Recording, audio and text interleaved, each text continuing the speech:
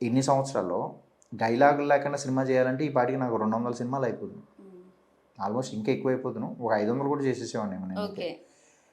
కానీ ఎందుకు వెయిట్ చేశానంటే నాకు సినిమా చేస్తే డైలాగ్ ఖచ్చితంగా ఉండాలి. అది డైలాగ్ ఉండాలి అంటే హీరోని డామినేట్ చేసేలాగా, లేదంటే సినిమా మొత్తం నేనే కనిపించేలాగా కాదు.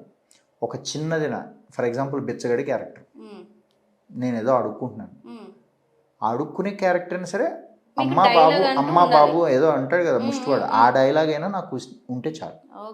ఆ హరిహర వీరమల గురించి ఎందుకు చెప్పానంటే దాంట్లో డైలాగ్ లేకుండా నేను ఈ మధ్యకాలంలో చేసింది అది ఒక్కటే, లేకుండా. కాకపోతే స్క్రీన్ ప్రెజెంటేషన్ బాగుంటుంది. హీరో విలను బాబీ డియల్ గారితో సీన్ ఉంటుంది. సో దానికోసమని అందులో సూర్య మూవీస్ అనేది చాలా పెద్ద బ్యానరు. సో దానికోసం చేసినటువంటి ఒక సినిమా. అది తప్పిస్తే ప్రతి ఒక్క సినిమాలో ఇప్పుడు నేను చేసే ప్రతి సినిమాలో కూడా మంచి క్యారెక్టర్. ఒక క్లారిటీ అయితే మనకి హరిహర వీరమల్లు నుంచి మీరైతే ఇచ్చేసారు. 100%. సూపర్. అయితే మీరు చెప్తే అదే హ్యాపీ అని నాకు బాగా అనిపించింది.